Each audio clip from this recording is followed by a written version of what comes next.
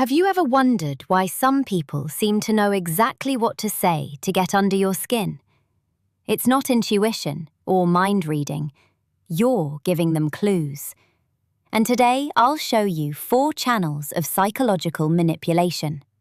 Once you understand them, you'll start seeing exactly how people influence each other, and you'll become much harder to manipulate yourself. Welcome to the Soft Power Society. One of the biggest misconceptions about manipulation is that it starts with pressure. It doesn't. It starts with observation. Every human being reads other people.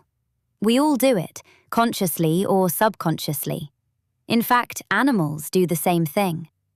Human beings constantly observe tone of voice, body language, emotional reactions, and behavior patterns to figure out who someone is and whether they can trust them.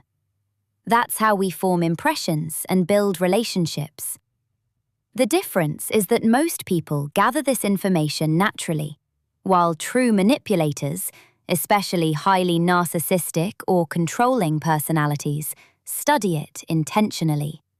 Before someone can push your buttons, they need to know where those buttons are. So they watch. I call in an interview phase. They watch how you react to praise, criticism, rejection, guilt, disappointment, and attention. Your every automatic reaction gives away information, and the more predictable your reactions become, the easier you are to influence. That's why the strongest defense against manipulation isn't aggression, it's awareness. Because the moment you stop reacting automatically and start choosing your responses, you become much harder to control. So the real question becomes, how do people read you in the first place?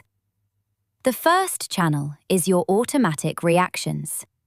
Every time you react automatically, without awareness and without a pause, you're providing information. Someone arrives late and you immediately become upset. That's information. Here's a funny example from my own life. A man was late for a date once. I got angry.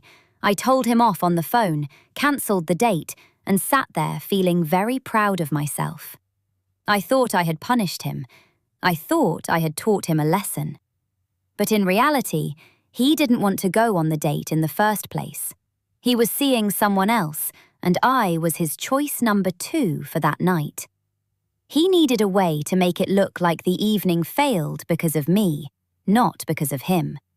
The evening ended exactly the way he wanted, not the way I wanted. My reaction gave him the outcome.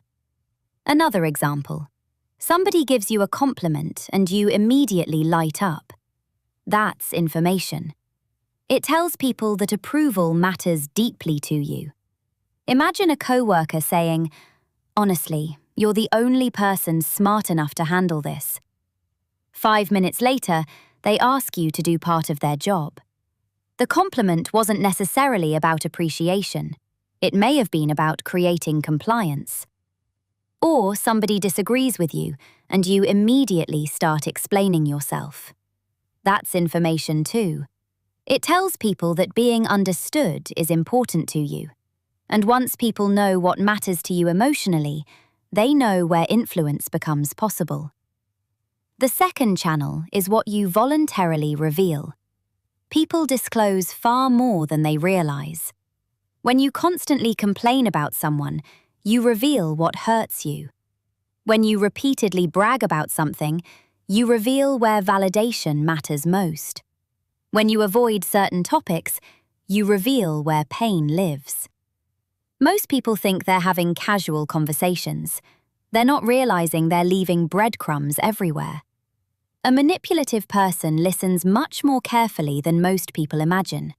Sometimes they learn more from a random story you tell over coffee than from an intentional conversation about your life.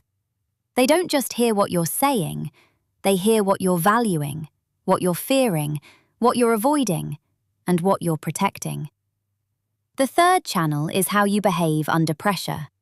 What happens when things don't go your way? What happens when somebody rushes you? What happens when somebody criticizes you in front of others? Pressure creates visibility because pressure removes masks. Under pressure, people reveal their true emotional habits. Some manipulative personalities understand this very well. That's why they create small amounts of pressure. A delayed text message, a small disagreement, a mild provocation, a little bit of uncertainty.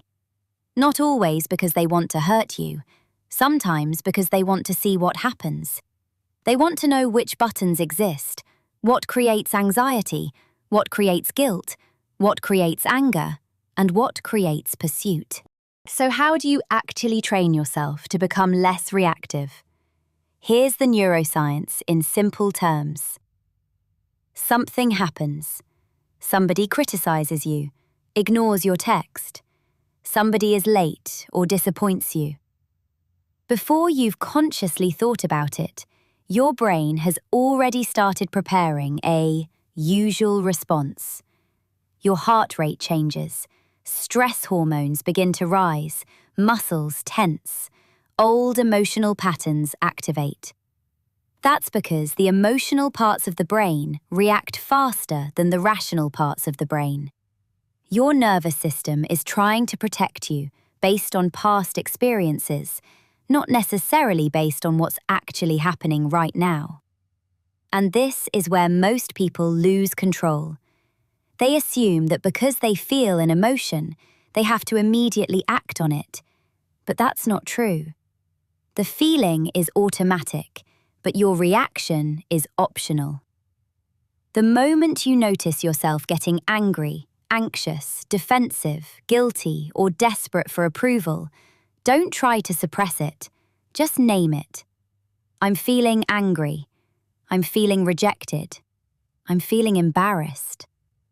Research shows that simply labeling an emotion begins activating the prefrontal cortex, the part of the brain responsible for reasoning, self-control, and decision-making. In other words, the moment you name the emotion, you start moving activity away from the emotional centers and back toward the thinking centers. Then take one slow breath. Not because breathing is magical, but because it sends a signal to your nervous system that there is no immediate physical danger. That tiny pause, sometimes only 2 or 3 seconds, is where your power lives. Because now you're no longer acting from the emotion, you're observing it. You can recognize, oh, this is my usual pattern. Normally I would yell. Normally I would shut down. Normally I would chase. Normally I would explain myself. And once you can see the pattern, you have the opportunity to choose something different. That's the secret most people never learn. Self-control is not the absence of emotion. Self-control is creating enough space between the emotion and the reaction that you get to decide what happens next. And every time you practice that pause, you're literally training your brain to build a new pathway. Over time, the pause gets easier, the reaction becomes weaker, and manipulation becomes much harder, because people can no longer predict your behavior with the same accuracy. This was Katara Lilith. Thank you for being a part of Soft Power Society. See you soon.